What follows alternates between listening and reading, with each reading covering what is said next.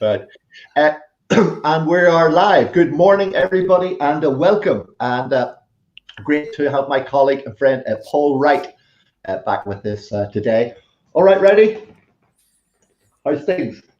Well, am I ready? I'm always ready for you. I don't know what's going to happen next. So I sit here, I lie in bed all night, Justin, worrying about what's going to happen, and I get all sweaty, and then what's going to happen on Blakey's show today. So here I am. It's like a roast, is it? It's like you're roasting me. It's always a mystery. It's always a mystery, even to me. I know it is. So you were just saying the weather there is fantastic. Mate, I just got out. I wasn't saying that, but I just got out of the pool and the spa. So I know you'd be unhappy. So my beautiful wife Helen and I just had a spa and a swim, and I know you think she doesn't exist. I know last time you spoke, we were at where were we? The mastermind I did in London, and and you said, "Where's Helen?" So well, she's probably now she's in the pool or she's at the spa salon or something, and you said she doesn't exist, does she? She doesn't. She's not a real person. I was laughing about it to Sen. I said, I'm speaking to the guy at 5 o'clock Sydney time who doesn't think you exist. Is she coming on? No, I'm trying to keep her away from you. I've been spending my whole life keeping her out of your clutches. That's the deal. Well, you may have seen I have been spying pulling as well for my torn calf muscle, but I've been spying. Oh, well, you don't see, I tore a medial head of my right gastroc 6 weeks ago, 6 weeks ago, playing tennis. A nice big sort of 5-6 centimeter tear. So it's getting better. I'm back hitting tennis balls. I've been progressively loading it. I'm due to go and walk up a mountain tomorrow, although restrictions may stop us. I managed also. If you go on, you'll be able to see me scanning Celtic CMR Healthcare. Give me a lovely ultrasound scanner. I have it in the house here to check my progress. So the sorry, a scanner. Sorry, what is it? Ultrasound scanning machine. It's just over there. Yeah. So if you want to pop back, I did a live on Instagram on Sunday, just a quick 10-minute of me scanning. The interesting thing was, though, I have a tear in my opposite calf in pretty much the same position, completely asymptomatic, slightly smaller. I'm full of holes when you scan me, which, you'd expect. So, it held me back for a few weeks, although I got some of those TRX straps, I use those. I was originally too tight to buy the TRX strap, so I bought. I had chain. I had bits of chain hanging from the ceiling with metal handles, but when you did your push-ups on the chains, the chain would rub against your shoulder and take the skin off, and you knew you were serious when you were doing that. So and people would come into the gym and they'd see the chains hanging from the ceiling. And this guy's crazy. The homemade gym sounds a little bit like Barney, my 17-year-old, who phoned me at the start of the original lockdown and asked for some, Dad, can you get me some tires? What do you want? I want to make a home gym. So it turns out he wanted wheels. So we went to the local guy who does the tractor mechanics. So anyway, Barney spent the whole of the first lockdown, and gyms are just about to reclose. He's 17, he weighs about 78, 79 kilos. He's deadlifting 120, 130 kg, and he's benching 100. I think he's massive. So all he did over first lockdown was in the shed with basically a gas cylinder and a couple of wheels with a bag of stones to balance it out. Like real old school. All he did was eat and lift, and he's massive. Hi, Barney. So what are we going to talk about, Justin? What are we going to give these poor listeners who've had to tune into this? All three of them. Well, this is normally a business show where we talk about business things and healthcare, Paul. So, I mean, again, Ireland and the UK are heading, like an uncontrollable train back into lockdown again for another 4 to 6 weeks. Businesses are going to be suffering.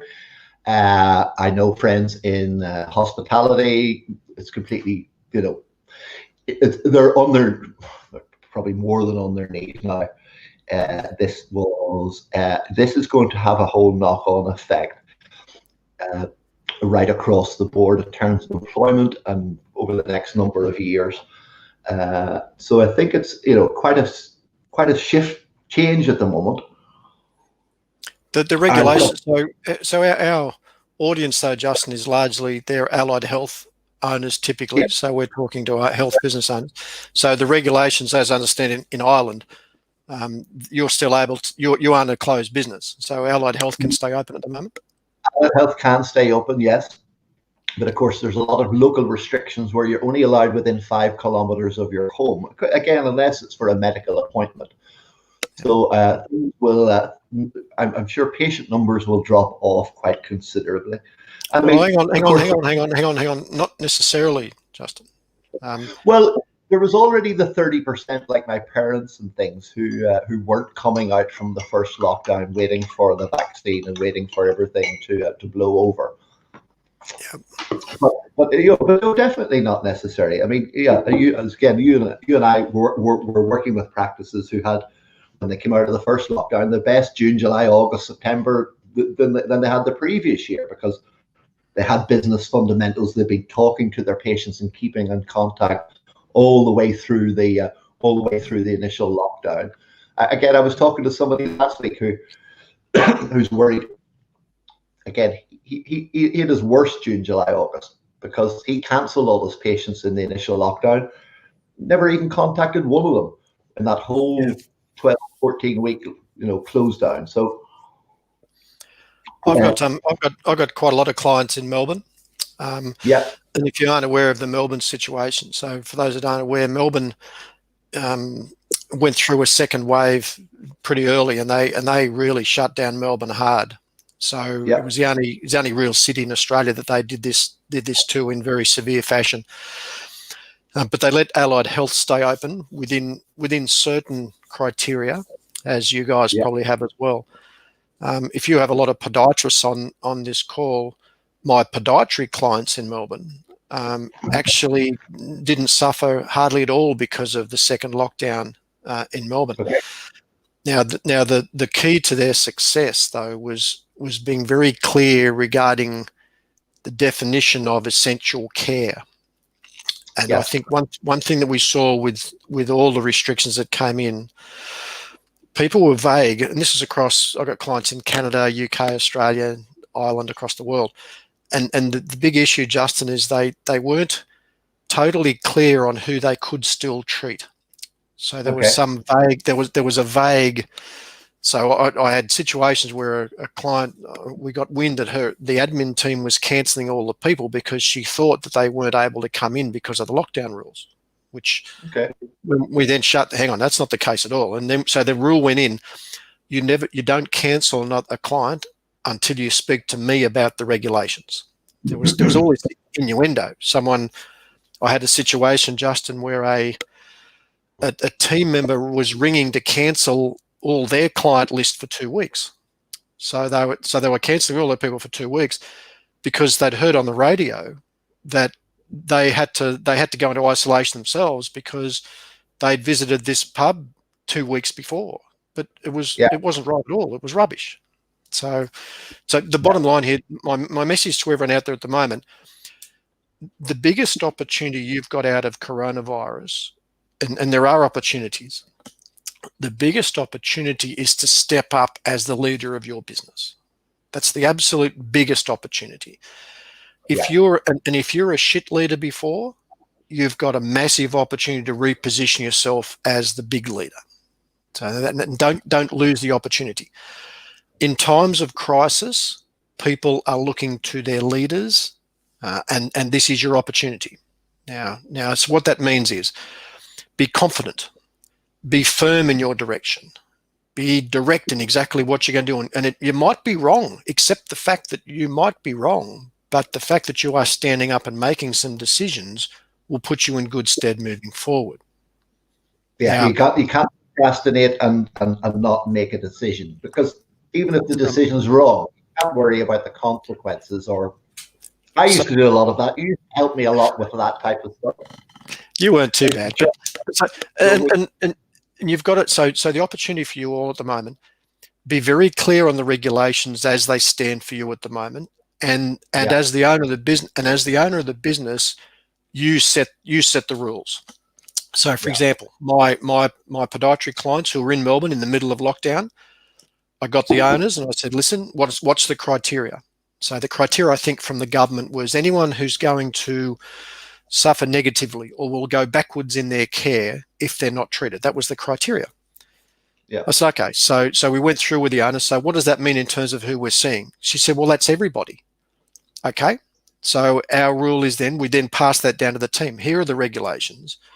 This is what it means for us. It doesn't stop us. Everyone needs to be treated because infections and all these other things that you guys know about in podiatry. Everyone will go back as if they're not treated. So we treat everybody. And that's the rule.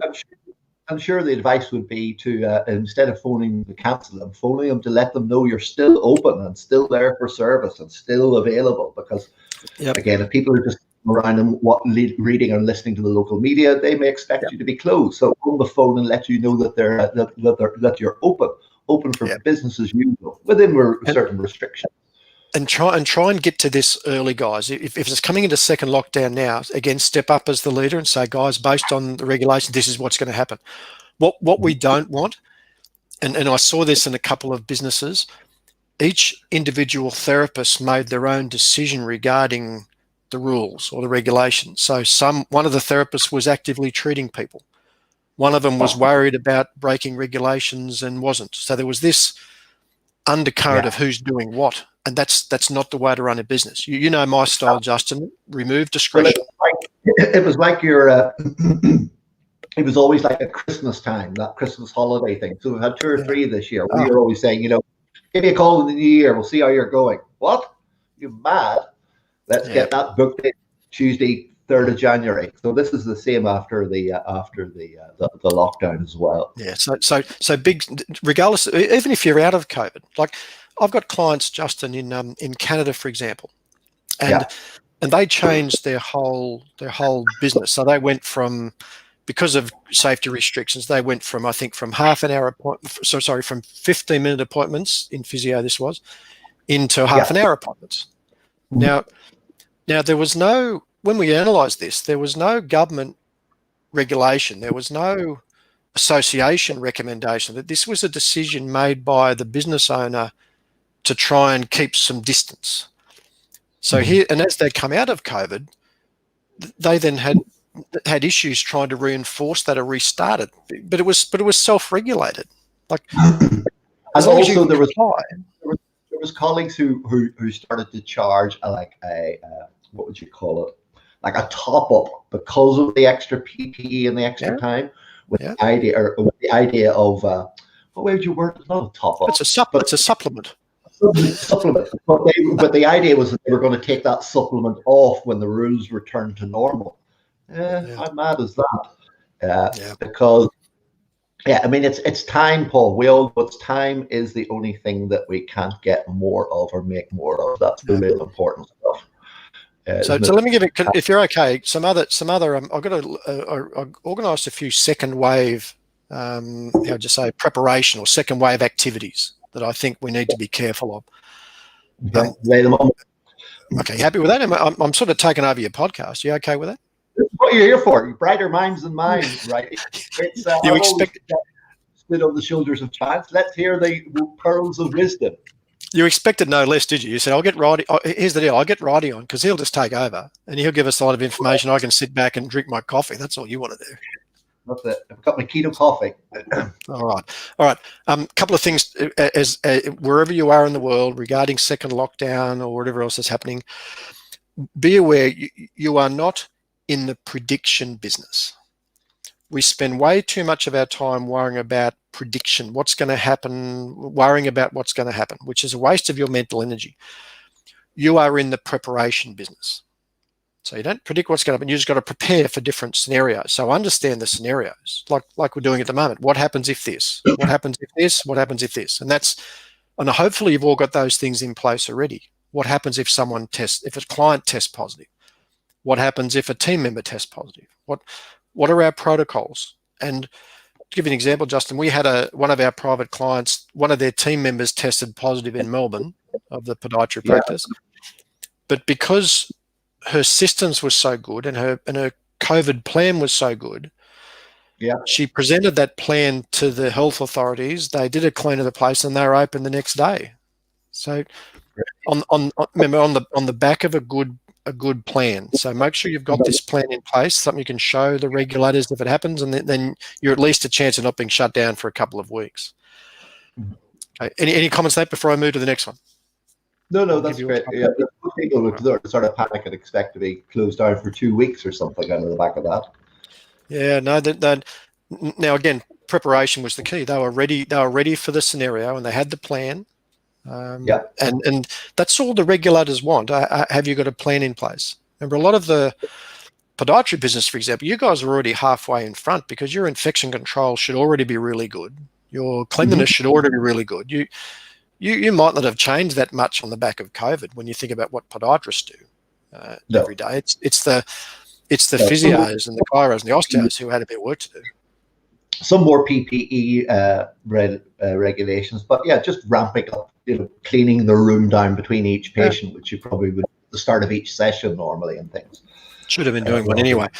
The other thing, focus when you're starting to think, what do I focus on? Well, don't worry about things you can't control. Only focus on things in your control. You can't you can't control lockdown, you can't control regulations. That's all going to happen. But what is in your immediate control? And I already gave you at the start of today. What's the regulations that your team have regarding essential care? If you know that, if that's something you can control, you can control the scripts your team use. You can control your admin scripts. You can control the process of triage. Like I've got podiatry was a bit different from my example a second ago in Melbourne because everyone was going to go backwards. They had issues that needed to be corrected. But I have osteopath clients in Melbourne, for example, who we just had a triage step. So, which meant they rang and we had to speak to them or make the first booking and then see them and then determine what we need to do with them from there. So rather than the admin person saying, sorry. Especially when practices now normally have an online booking component on their website to make it easier, give them another option. Again, that makes it easier to triage things. And also then just not allowing, I mean, we did that as well anyway. We didn't just let somebody book online a couple of years ago pre-COVID. Well, when they booked online, they certainly got a phone call the next morning when it came up on the system to check whether the right fit and a sort of semi-triage and some paperwork as well. So, but again, you make the decision on that. So you decide. Like I had heard of some people were saying, "Oh no, we're closed at the moment because of COVID." So we aren't taking new patients at the moment because of COVID. That's because the admin team hadn't been trained about exactly what to say. Now you've got to fix that pretty quickly in your business at the moment. Yeah. One thing I would be doing, guys, at the moment, we went into a very aggressive, what we called a move forward strategy, which pretty well meant we wanted to try and move forward as many appointments as we could into the current diary. So one of the opportunities of COVID is you can ring a client who might have a booking for 3 weeks' time, but you look at that person and think, well, I'm not sure what's going to happen in 3 weeks. I would be better off if I could get to see Mrs. Johnson now. So you ring Mrs. Johnson. Hey, Miss Johnson, it's Paul from XYZ Podiatry. I know you're booked in for 2 weeks, 3 weeks' time, but with everything happening at the moment, I was looking through your notes. I'd want to try and get you in now so we can make sure everything's okay in case anything more extreme happens. Yeah. So and that's good care. Because one of the guys I was working with in Dublin was like, she was looking forward to a 6-week holiday. I was like, no, that's not going to happen. Because she's one of the practices that came out of this very strongly initially. So yeah, I certainly think this time around, rather than the initial lockdown, was a time for reflection and reconnection and really sort of figuring out what you like. And we had a whole series of this, and I talked extensively about and related it to the sailing and with Shackleton and that whole leadership that you just mentioned. And now's the time to step up to be a leader. And of course, Steve from Celtic CMR, who lent me the ultrasound machine, hates when I talk. He always wonders when I'm going to put the sailing analogies in. But that's it. You don't, when you're on one course, you don't know what the weather's going to be or what's going to go wrong with the boat or whether you're going to need to change. So you have to have the plans in place, the emergency plans. If somebody gets ill, if something happens on the boat, but your destination is still the same. So yeah, you're just not going to, because it's second lockdown, just let the helm go and let the sails go and just let the boat decide what it's going to do on its own. You're still moving forward with your practice. Things may have changed a little bit, but now it's time to pivot and re-implement these plans. We instituted a no gap policy at a lot of my clients' practices, which meant we really empowered the admin team to fill any gaps. Yeah, sorry, not the gap, because you've got a gap payment, haven't you, in Australia on the back of insurance? No, not gap payment. I'm talking about no gaps in the diary. I'm saying no empty spaces, no empty slots in the diary. So, yeah. So we're making the admin team very aware of the need to fill all the seats on the aeroplane every time that plane takes off. Mm-hmm. So if in the analogy, if the plane's taking off at 6 o'clock when you shut the door, you want every spot filled in that plane. Yeah. So that's kind of the analogy. We're trying to move out, and we're moving forward appointments in case there's a more severe lockdown and we don't get to Mrs. Johnson. But we're also moving forward income, Justin, to stockpile cash in case anything further happens down the track. We're not, now bear in mind, don't give me hate mail, we're not over servicing. We're not seeing people we don't need to see. We're just preparing Mrs. Johnson for the risk of them locking her down and us not getting to her appointment, and that being a very negative effect on Mrs. Johnson's foot. That's the angle we're playing here at the moment. You mentioned under-servicing or over-servicing. I mean, majority of clinics under-service patients. Yes, don't they? Very much Usually. So.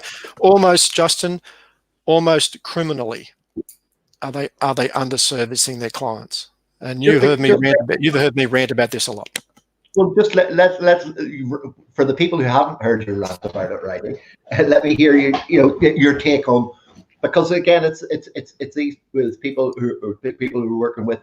What will I write in my blog? What will I say to them on the phone? What will I put in the message in the newsletter? So, tell us about how we need to service them more. Well, it all comes back to Justin about what, and we had this discussion years ago in the start of our coaching program. Why do insurance clients, people that are paid for by somebody else, typically have a higher patient visit average than a private plane client? So why does an insurance person who's got 10 sessions paid for by their insurance company, why do they get all 10 sessions? But Mr. Johnson, who's sprained his ankle or done something else, comes in and you see him 3 times. Why is that different? Now, and when you think about, well, it's different because it's how it gets paid for, but that shouldn't make a lick of difference. It shouldn't matter who pays for the thing. It's what's going to give the person the best outcome. And primarily, and I think podiatrists, physios have a problem with it. Sometimes because you can get our services on public health or in the public health system, you're conditioned to under-service. You send Johnny off with his exercises for a month and you come back and you see how Johnny went with his exercises. Happens all the time. Just a aside, fantastic opportunities working with a couple of clinics in the UK. Of course, health service waiting lists have skyrocketed through the roof. Actually, I played tennis with a physio yesterday morning. She's a women's health specialist. Do you know what the waiting list for women's health is in the local area? 3 years. Yeah. 3 years. I'm thinking open a women's health clinic around the corner. I mean, it's a no-brainer. Ads that we've run have you been waiting for the podiatrist in the UK and a couple of physios? Have you been waiting? Is your waiting list on the health service now another year because of COVID? Yeah. Like my mate Dave's mum's, Eileen's waiting for her knee to be done. Supposed to be done in March. Probably not going to be done till next year. I mean, there's huge opportunity. So where the angle is though here, Justin, is you're trying to remove price from the equation. So it's not you don't recommend your consultations based on how much money you think Justin Blake can afford to pay for treatment. My favourite story of this, I had a private client once, very, very advanced therapist, and a good business owner. And he was telling me about the patient he'd seen just before one of our mentor sessions. And he said, I was going to offer him the orthotic, but I didn't think he could afford it, so I didn't do it. And after I got myself off the floor, like after I aligned myself, I said, well, that's fantastic. I said, look, would you mind sending me over your financial qualifications? I want to see your MBA. I want to see your accountant's certification, because you're obviously a financial planner. Send me over your financial qualification, just so I'm sure you're giving this guy the right advice. Yeah. And well, that's it's one of the things. ridiculous. That was one of the things on a course with the guy Ray Anthony. As soon as you become your patient's bank manager, you start to lose out in business. Again, it shouldn't be. I mean, the guy coming in, what's the equivalent of the old Irish farmer coming in with his trousers held up with a bit of twine? The guy that owns half the county and is bailing the money. Again, and of course, if we just sell on price and pain rather than the outcome, better quality of life, more independence and mobility, being able to go and play sport with your friends, be able to, surf paddleboard with your mates or golf, that's the outcome that they want. Once you start talking about price and pain, it's a different, what do you call it, red brain, green brain conversation? It's the red brain, green brain conversation. It's not, once you talk about money and facts and figures, they don't buy on that brain, they buy on the emotional brain, which is why they're there in the first place. So to get you back to running, Justin, to get you back playing tennis, you need to see me twice a week for the next 2 weeks. You need to get this orthotic. If we do all that, we'll get you back playing tennis, no problems at all. Let's get started. And that's just because that's what you want, isn't it? And because that's what you want, isn't it? And because that's going to give me the best outcome. So my suggestion to you guys out there, you got to take price out of the equation. You recommend the consultation required based on your professional opinion. And the words I love, Justin, you've heard me say this. If you were there's the 4 words. If you were my brother, this is what we'd be doing. If you were my mum, this is what we'd be doing. And if you are genuine in that recommendation, you're just recommending based on your professional opinion. Right. That's all. It's nothing about money. You're not over servicing them. If it was your brother and your sister, your aunt, this is what you would be doing for them. But it just brings, this is going to be the first module of my new course, What the F is All This Foot Band Mechanics About, which starts tonight, 12-week online course. That's going to be the first module. We're all pain hounds. We're taught about pain. Where is it? Where is it sore? Where is it? That's not why the patient is there. They're there because of the things we mentioned before.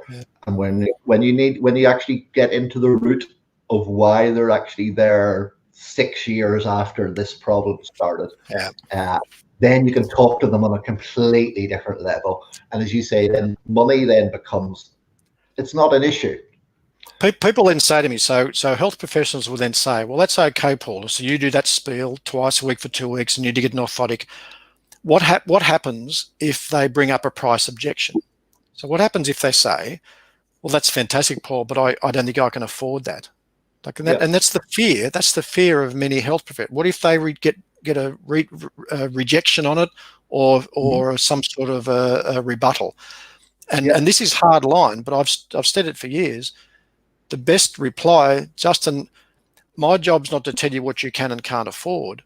All I can tell you is what's going to give you the best outcome. Yeah. What would you like to do next? That's legit. I can't tell you what you can. That's not nothing to do with me. You're in charge of your money. I can just tell you what's going to give you the best outcome. And if they say no, then they've made a decision. That's fine.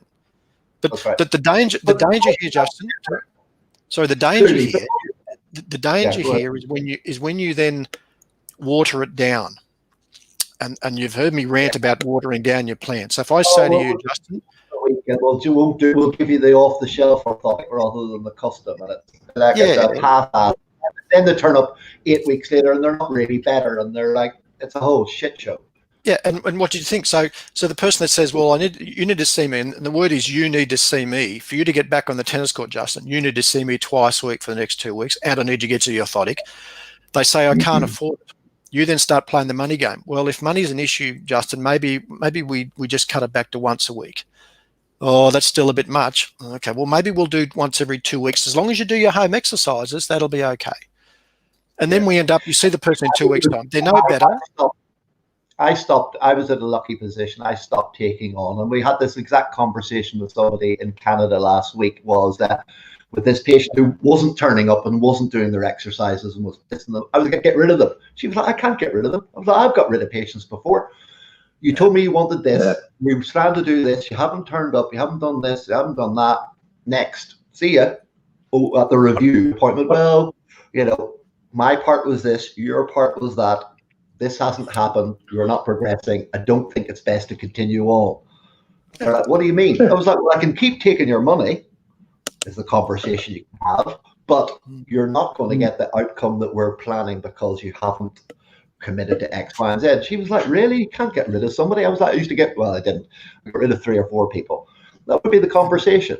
But again, but as you say, when somebody says no, and they walk out of the clinic, that's never the end of the conversation. I mean, that patient's still in the list and still in the time. We have a number of patients who came back 6 months, a year, 5 years later saying, do you remember you talked about that? I tried this and I tried that and I got it off the shelf.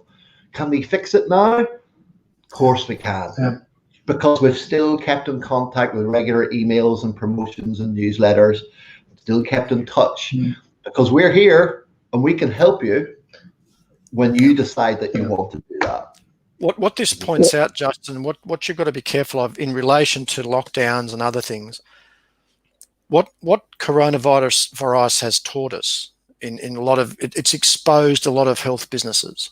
So it's exposed poor systems. It's exposed lack of communication. Like how many health businesses frantically tried to get their CRM system up to date so they could get in contact with their databases? Because they weren't doing it before. So it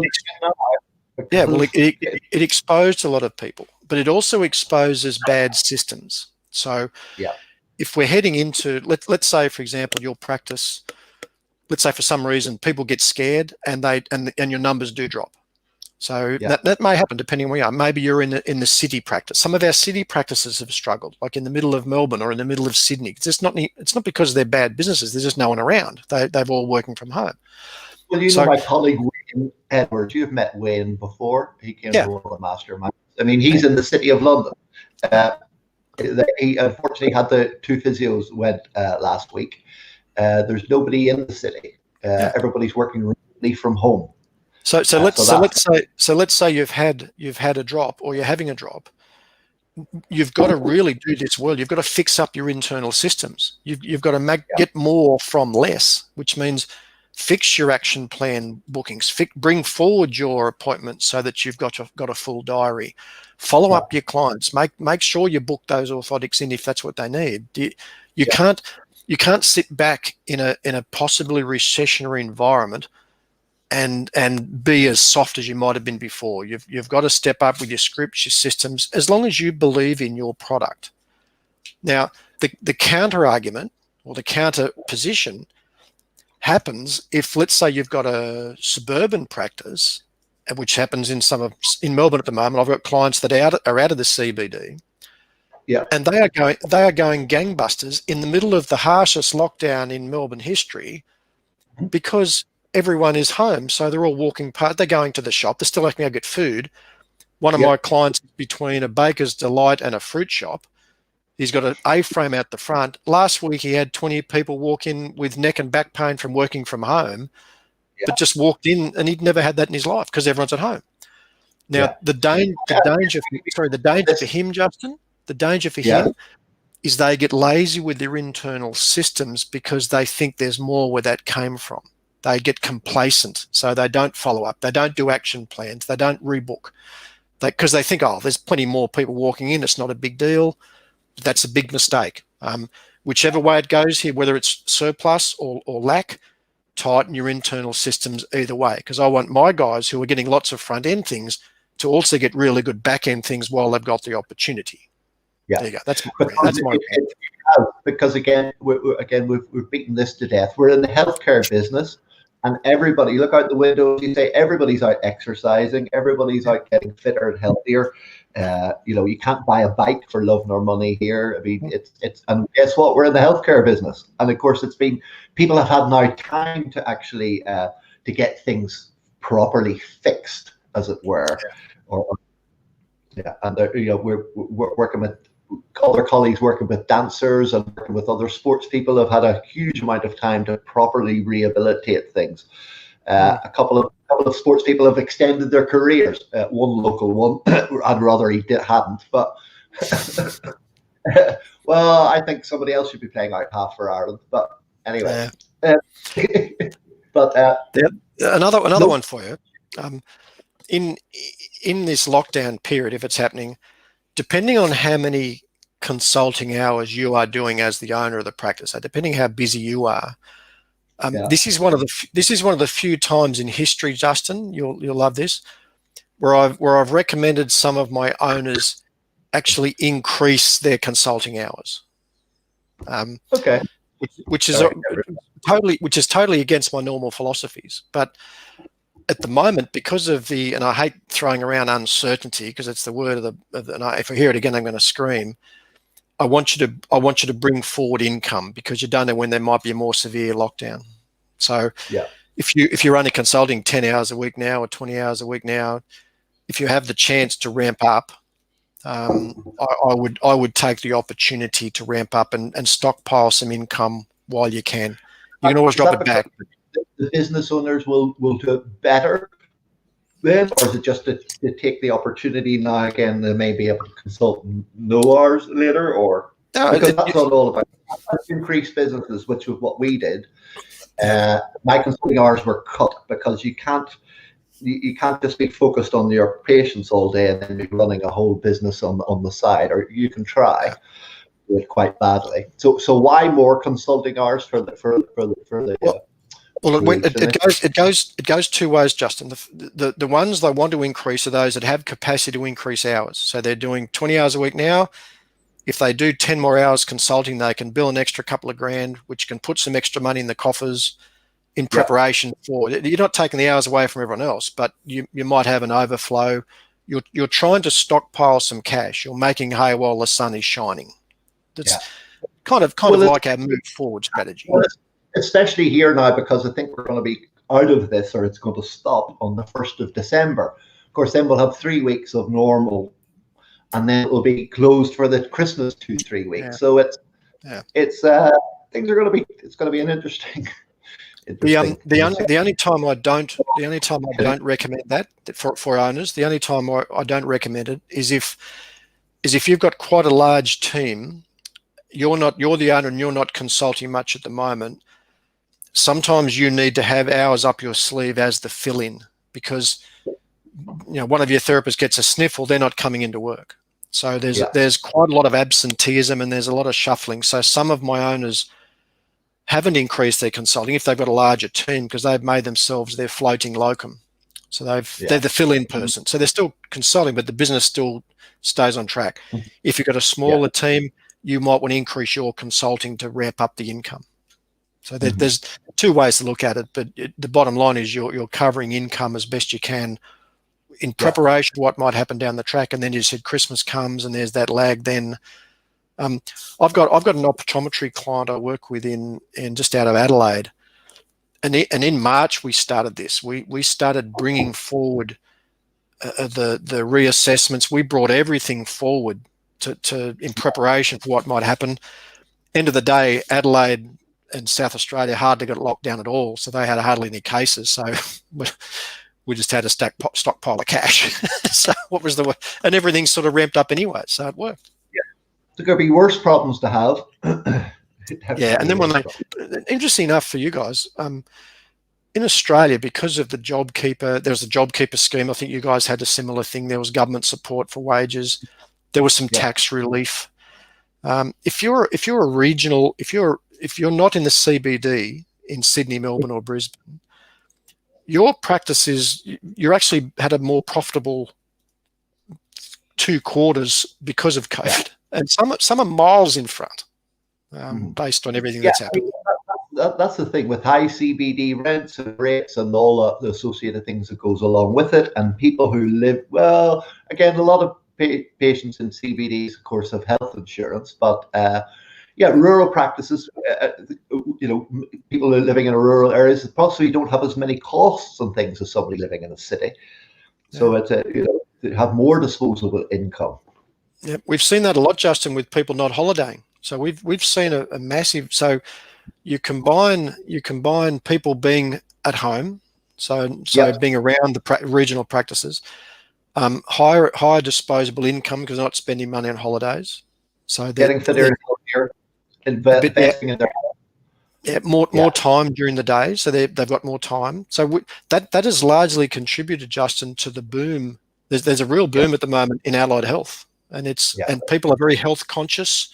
They're very aware of health, so it's a boom time. Now, there's always a downside. 80% of my current clients are recruiting, so we're trying to recruit, but there's not much available labour, as you can imagine. 80% of your people are trying to hire. People are saying, well, where's all the therapists gone? Well, probably the same number are there that were there the same time last year, but because everyone's looking for them now, there's a scarcity. So it's not necessarily less people around, it's just there's more people looking. That's right. And I mean, I talked before in a couple of the guys we were working with. I mean, I was getting them on in March and April time to start to prepare for this. And why would we want to start recruiting now? But you don't start. It's like newspaper ads for patients. It's not for tomorrow. This is for 6 months time. This is a long, when we had student placement, and I think we talked about this before, a great long interview. And this was, we kept in touch with the good ones when they came to see us in February and March and April. Or when they qualified in June, that's when we started to talk to them again. Our style. We talk about the drivers of businesses. Sorry, Just. Yeah, well, I say it's that's it. It's part of it. You always like a plan. What's the plan for the future, and how are we? Again, the sailing. We're going here. We need more crew. You don't want the crew. You got to get the crew in and get them trained up and get to know where to pull the sails before you're going to get there quicker. You're not just going to jump on the boat and know all your systems and know all your training and know everything when you get them in tomorrow. It's a whole training program. And I talked about that before. One of my clinics in London, my training was, do you know what it was? Here's the clinic. Here's your list. There's the stuff with the cupboard in it. Away you go. Huh? Yeah. Where was the no training, no system, no nothing? I didn't know how it worked. I didn't know they did a late night on Thursday.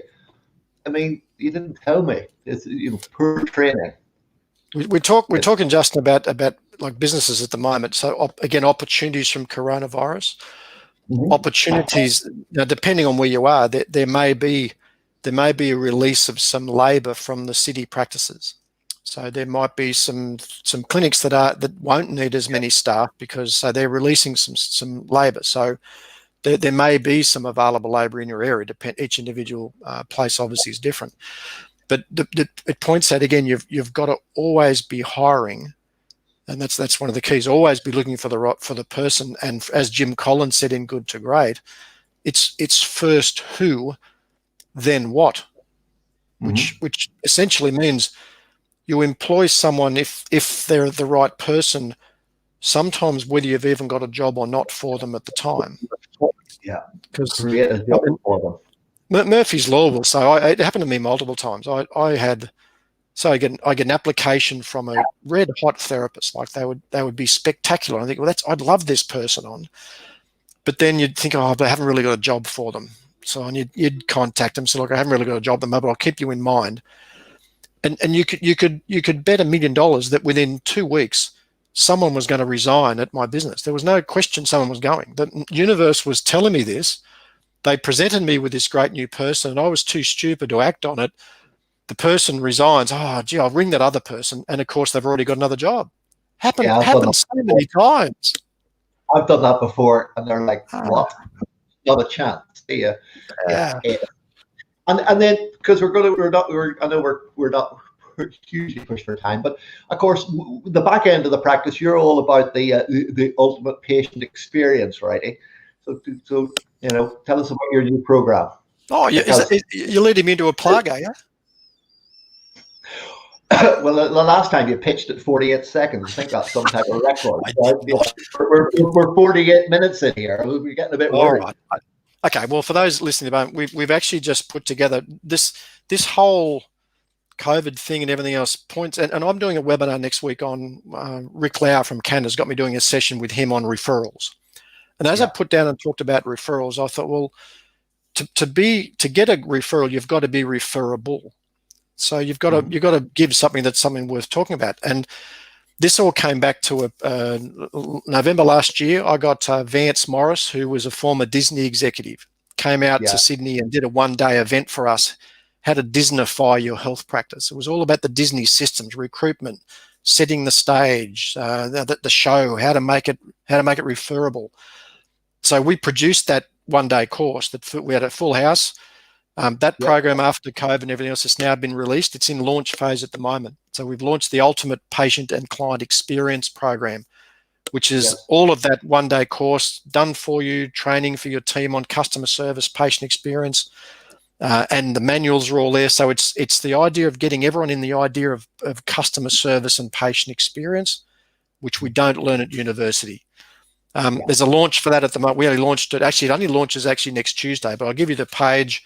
If you want to check it out, go to healthbusinessprofits.com/patient experience launch. healthbusinessprofits.com/patient experience launch. If you get stuck with that, contact Justin and he'll tell you the link. I mean, that's it, of course, because Disney, their experience starts years before somebody turns up in Florida or turns up in Paris or turns up in California.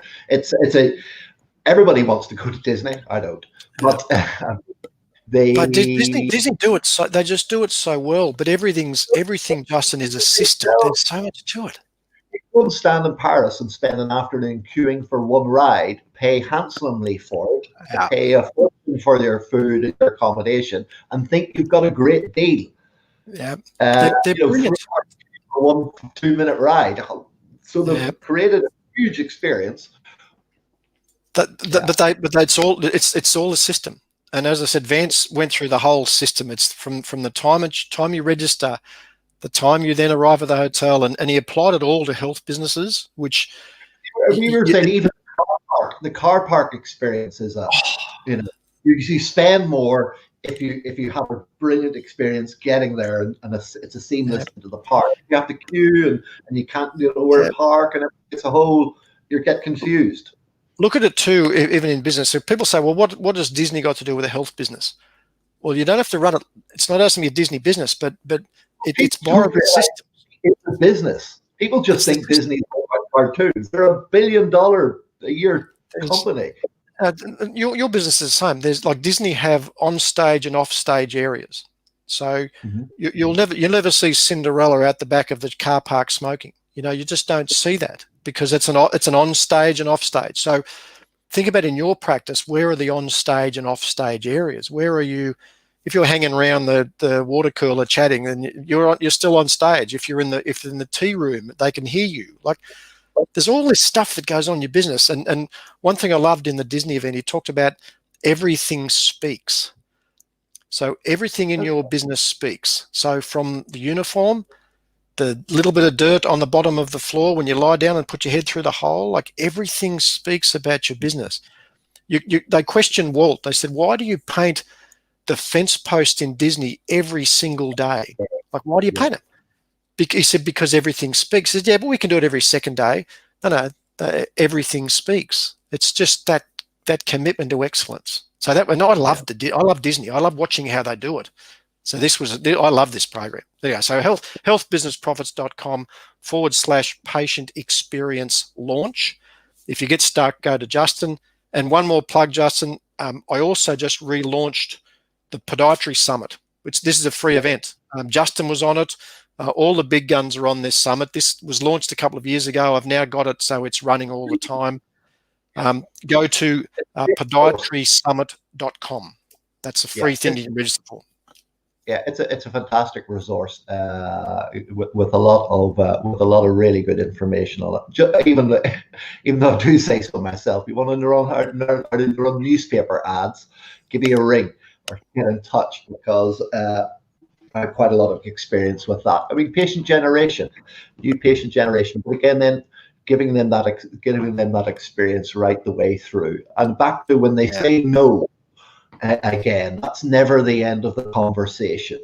People just sort of, oh, well, that guy didn't understand and he didn't really know, and that's it, they're gone forever. And then you forget how much it actually cost them to get that patient to sit in your practice in the first place. Again, they just don't appear in a puff of smoke, right? Do they?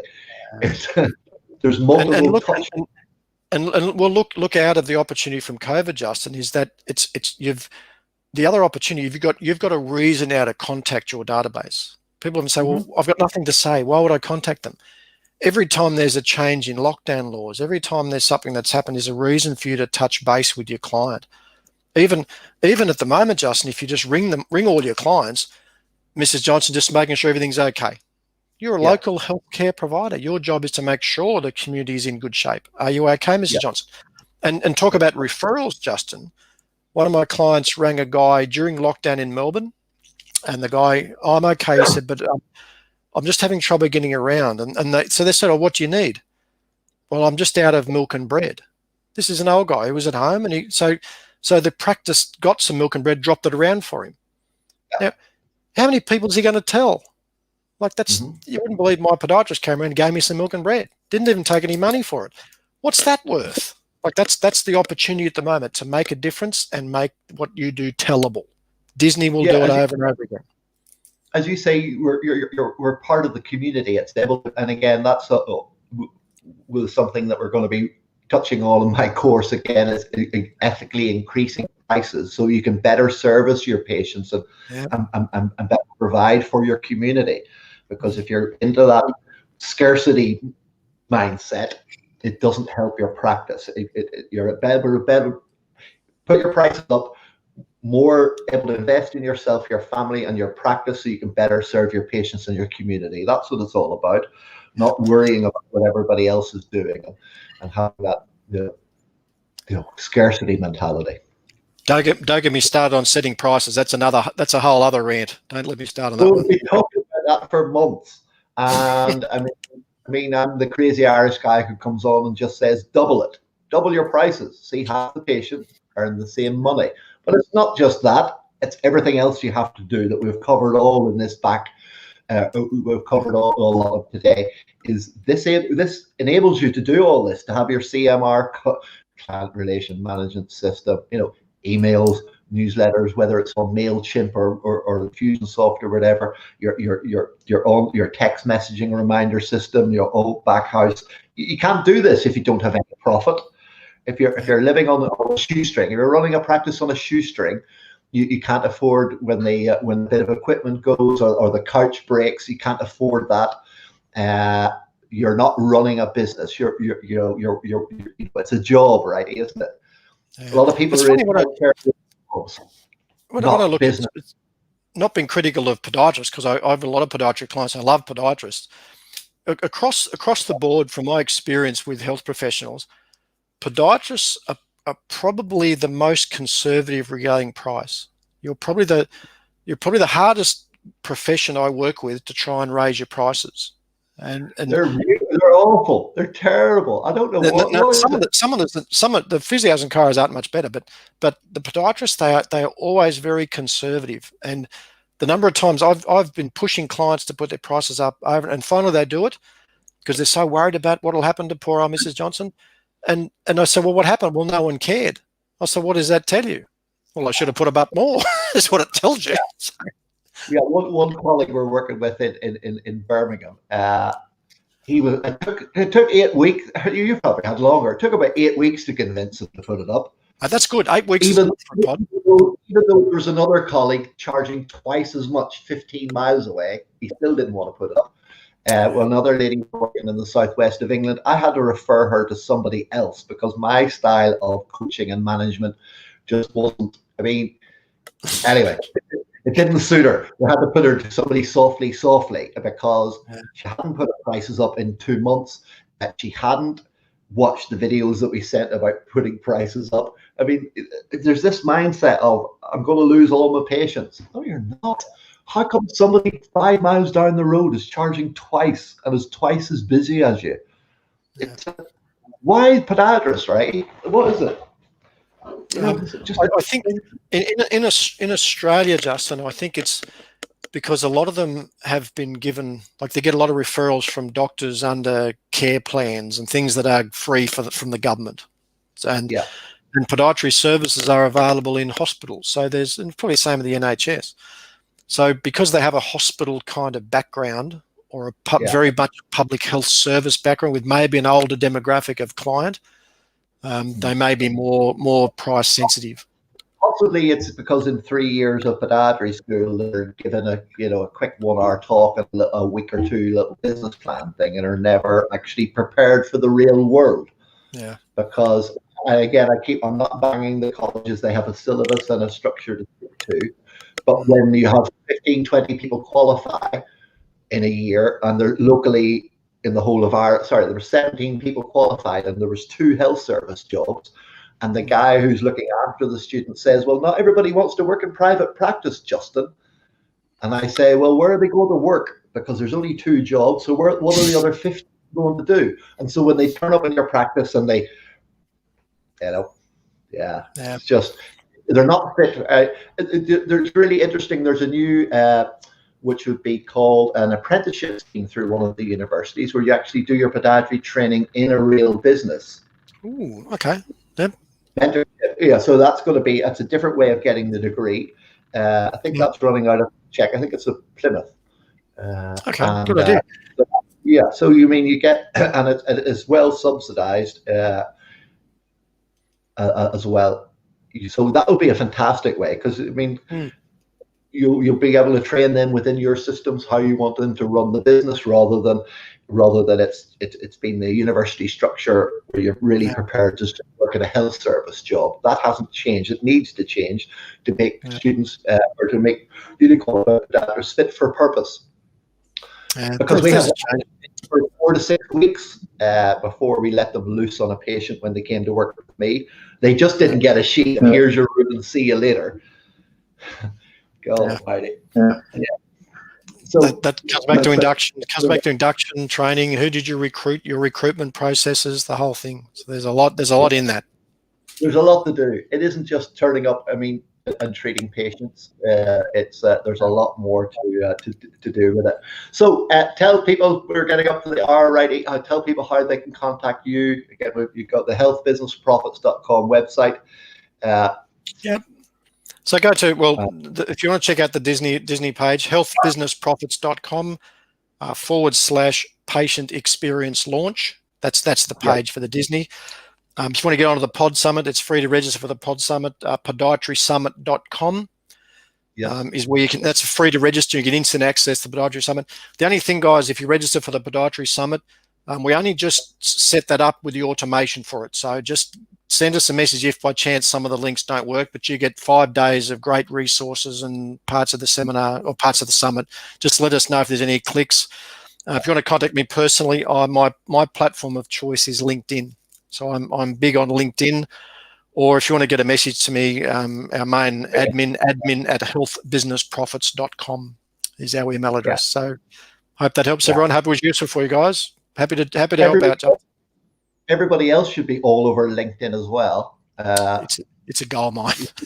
LinkedIn strategy. It is a gold mine. I was going to be lecturing and teaching my biomechanics fixing course in Austin and Texas and outside Chicago. But that will probably happen next year. But that was all through LinkedIn. Yep. So again, back to anybody wants to know more about my 12-week online course. What the F is all this biomechanics stuff about? For seasoned clinicians who want to progress on, for newly qualified people, a year or 2 experience who aren't really sure of how they need to actually structure a plan. There's some business stuff in it as well, how to recruit and attract patients, and all the back end, but really all about the foot fixing, all online. So, Wrighty, as always, a pleasure. You stay on there for a minute. So thanks very much, everybody. That's it for another Wednesday morning. It's dry again, so I might get another bit of tennis in. No running at the moment, though. Any advice for me, Wrighty, progressing this calf tear on?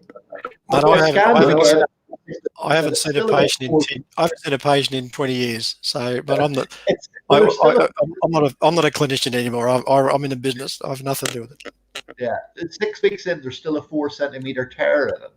There's a 2 centimeter tear in the good one. So, yeah, no, it's all good. So, you'll be right. Thanks very much. We'll finish up there. We'll talk to you again. My name is Justin Blake. This has been Paul Wright. We'll talk to you